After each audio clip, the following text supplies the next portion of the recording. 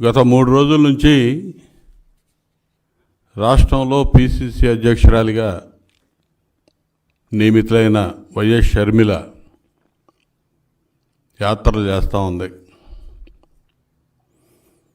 ఆవిడేదో వాళ్ళ పార్టీ తరఫున రాజకీయ పోరాటం అని చెప్పి మొదలుపెట్టింది. దానికి సద్దల రామకృష్ణారెడ్డి, వైఎస్ఆర్సీపీ నాయకులు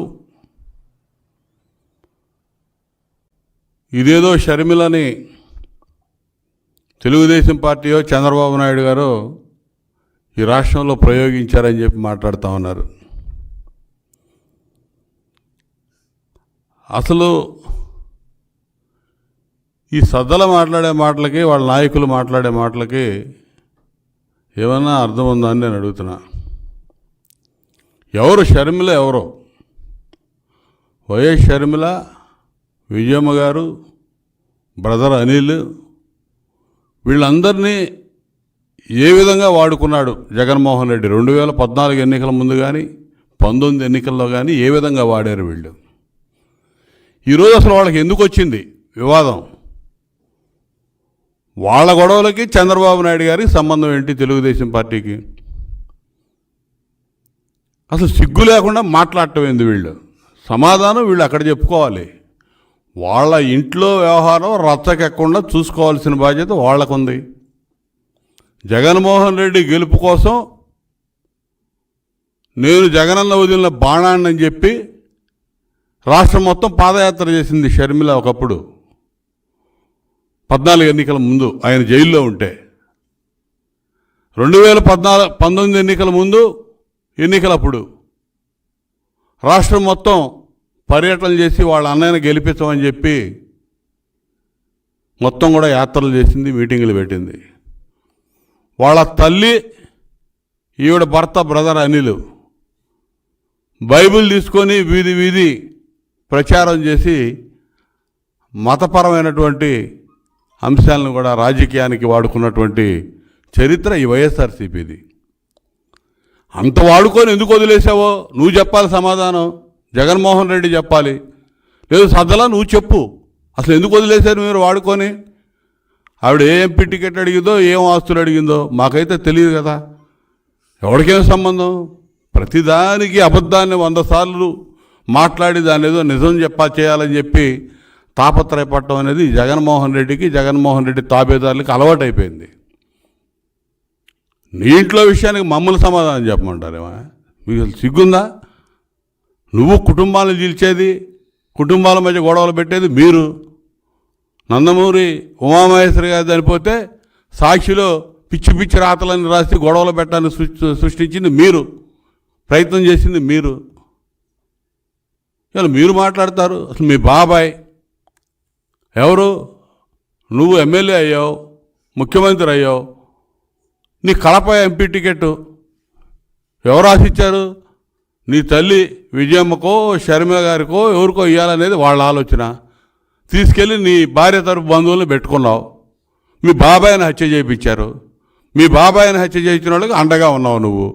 నీ తల్లిని గౌరవాధ్యక్షురాలు, పార్టీకి గౌరవాధ్యక్షురాలుగా ఉన్నటువంటి నీ తల్లిని నువ్వు వెళ్ళగొట్టావు. నీ ఇంట్లో కుంపట అప్పుడు మొదలైంది.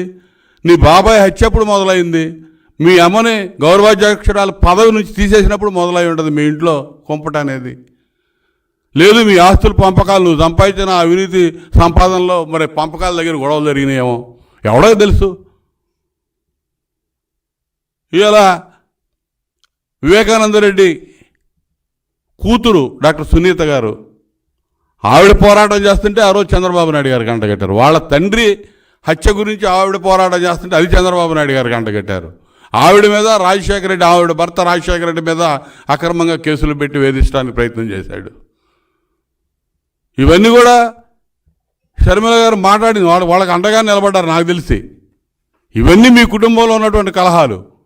అవి వదిలిపెట్టి చంద్రబాబు నాయుడు గారికి, తెలుగుదేశం పార్టీకి అంటగట్టడం అనేది మీకు చౌకబారు విధానాలకి నిదర్శనం. ఇలా ఆనాడు కోడికత్తి బాబాయ్ హత్యని అడ్డం పెట్టుకున్నావు, విపరీతమైన ప్రచారం కల్పించుకున్నావు, ముఖ్యమంత్రి అయ్యావు. ఇవాళ కుటుంబాన్ని గెలుస్తున్నారని చెప్పి మళ్ళా ఏదో సానుభూతి వాక్యాలు పలకాలనుకుంటున్నావు. నీ పిచ్చి పిచ్చి డ్రామాలు, నాటకాలు అన్నీ కూడా అర్థమైంది ప్రజలకి. ఇక నిన్ను నమ్మం జగన్, ఇక నిన్ను నమ్మం జగన్ అని చెప్పి ప్రజలు ఫిక్స్ అయ్యారు. అది గుర్తుపెట్టుకో. నువ్వు ఇదేదో మళ్ళీ సానుభూతి అనుకో. నీ చెల్లి నువ్వు సమాధానం చెప్పుకో, మీరిద్దరు మాట్లాడుకోండి. ఏంటి అసలు మీకు ఎందుకు వచ్చింది? మీ గొడవలకను ఈ రాష్ట్రానికి సంబంధం ఏంటి? ఇలా షర్మిల కూడా గుర్రాన్ని గాడిదని ఒక ఘాటను కట్టి మాట్లాడుతుంది. చాలా తప్పు. ప్రత్యేక హోదా జగన్మోహన్ రెడ్డి చెప్పాడు మెడలు ఉంచుతానని. ప్రత్యేక హోదా కోసం నాకు 25 మంది ఎంపీలను ఇవ్వండి అన్నాడు. 22 ప్లస్ 6 7 రాజ్యసభ 28 29 మంది ఎంపీలు ఆయన దగ్గర ఉన్నారు. మెడలు ఉంచుతున్నాడు. దేనికి ఉంచుతున్నాడంటే ఈయన కేసుల కోసం ప్రాధేయపడతా ఉంచుతూ ఉన్నాడు. ప్రత్యేక హోదా కోసం మేము పోరాటం చేశాం. చివరి సంవత్సరం కాలం తీవ్రంగా పోరాటం చేశాం. కేంద్రంలో ఉన్నటువంటి మా మంత్రుల్ని బయటికి తీసుకొచ్చాం. సంవత్సరం అంతా ఆ రోజు అనేక రకాలుగా మేము ప్రత్యేక హోదా కోసం టీడీపీ ఆ రోజు పోరాటం చేసింది. ధర్మ పోరాట సభలు పెట్టాం రాష్ట్రమంతా చంద్రబాబు నాయుడు గారి నేతృత్వంలో. ఈ ముఖ్యమంత్రి వచ్చినాక ఏం చేయాల? నువ్వు ఆయన్ని మమ్మల్ని ఒక రకంగా మాట్లాడుతూ ఉన్నావు. పోలవరం గురించి మాట్లాడారు. పోలవరం 72% నిర్మాణం చేసింది చంద్రబాబు నాయుడు గారు. అదేవిధంగా మొత్తం విభజన హామీల్లో భాగంగానే ఎయిమ్స్ కానీ దాదాపు సెంట్రల్ ఇన్స్టిట్యూషన్స్ 12 ఇన్స్టిట్యూషన్స్ నెలకొల్పింది చంద్రబాబు నాయుడు గారి హయాంలో. 10,000 కోట్లు అమరావతి నిర్మాణానికి ఖర్చు పెట్టింది చంద్రబాబు నాయుడు గారు. మీ సోదరుడు జగన్మోహన్ రెడ్డి ముఖ్యమంత్రి అయినాక మొత్తం నాశనం చేశాడు ఇవన్నీ.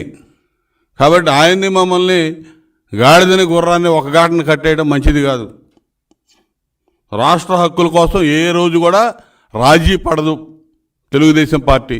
ఎవరితో పొత్తులో ఉన్నా, ఎవరితో అలయన్స్ పార్టీగా ఉన్నా కూడా మేము రాష్ట్ర హక్కుల కోసం ఎప్పుడూ రాజీ పడలేదు తెలుగుదేశం పార్టీ చంద్రబాబు నాయుడు గారి నేతృత్వంలో.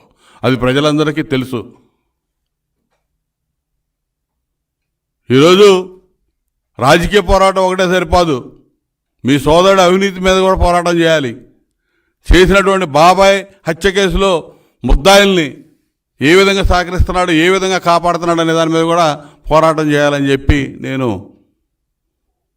సలహా సూచన చేస్తూ ఉన్నా. దయచేసి గుర్రాన్ని గాడిదని ఒక గాడిన కట్టేయొద్దు. మొత్తం కూడా మేము ఈ పోరాటం ఎప్పుడో మొదలుపెట్టాం. ఈ రాష్ట్రంలో మొట్టమొదటి చేసింది చంద్రబాబు నాయుడు గారు.